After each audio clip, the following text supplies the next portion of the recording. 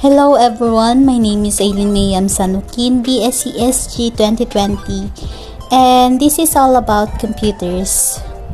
With this, we will tackle the definition and parts of computer, its history, its function, and its importance. So what is computer? A computer is defined as a programmable, electronic device that accepts data, performs operations on that data, presents the result, and stores the data or result as needed. It is basically the input, process, output, and the storage, which we will tackle more about later. And the pictures below are the examples of computers. The word computer is derived from the Latin word computare, which is defined as to calculate, to count, or to sum up.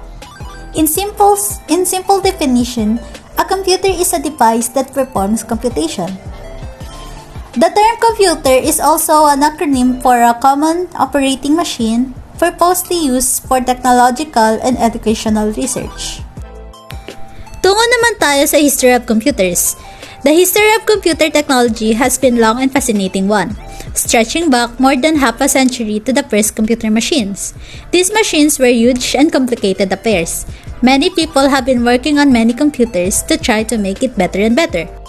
So, kung mapapansin nyo going back to centuries ago, yung mga computers dati is malalaki and masyadong complex compared sa kung ano meron tayo ngayon, which is portable na lang. And these are the examples of computer. So, nag-start siya about 2500 BC, which is the abacus. Diyan nakuha yung definition na to calculate or to sum. Kasi, according dati, yung calculator is classified na siya as a computer. Then, about 200 BC, meron tayong anti-Kara mechanism. Na 1840s, difference engines. Early 1940s, wartime analog computers. Late 1940s, ENIAC, ZUS, and Colossus. Early 1950s, mainframe. Late 1950s, first mini-computers. Up until the present day. And then, let's tackle about the basic parts of computer. Naturally, in these days, most people have seen or heard about computers, but most people doesn't know its parts. So, let's start with the system unit. It is a box-like case containing electronic components used to process data. It is called system unit, not CPU. The CPU is part of the system unit, which is yung nasa loob nitong system unit. Then, the monitor. Dito naman din i-display yung mga information na generate ng computer. Para lang siyang TV, but the information usually are much in higher resolution. Next is yung speaker, microphone, mouse, and the keyboard. So, what are the basic functions of computers? First is the input definition. The devices which are used to input the data and the programs in the computer are known as input devices. The information which enters to the computer system for processing. Most devices are only input devices which can only accept data from a user. So, ito yung picture ng mga examples ng input devices. Keyboard, scanner, joystick, and many more.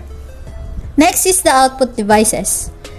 An output device is any hardware component, the device that receive information through the input devices called as output devices. Three commonly used output devices are printer, monitor, and speakers. The picture below are the examples of output devices, which is the webcam, printer, headphones, monitor, and speakers. The processing device. The processing device is the part of the computer that works on the information the user has inputted into the computer. There is only one, the CPU, which means Central Processing Unit. So, ito yung CPU na nasa loob ng system unit. Ito yung nagpa-process ng mga data sa ini-input ng input devices. And last is the computer storage. Information and documents are stored in the computer storage so that it can be retrieved whenever they are needed later on. Computer storage is the holding of the data in an electromagnetic form for access by a computer. So this is how the function of computer works. First is the input function.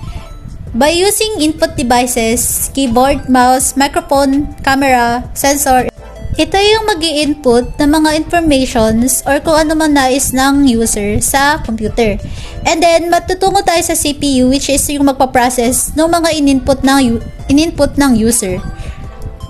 And then, pupunta siya sa storage. Dito pwedeng i-store yung mga data na in-input ng user through HDD, SSD, memory cards, pen drives, optical disc, and many more.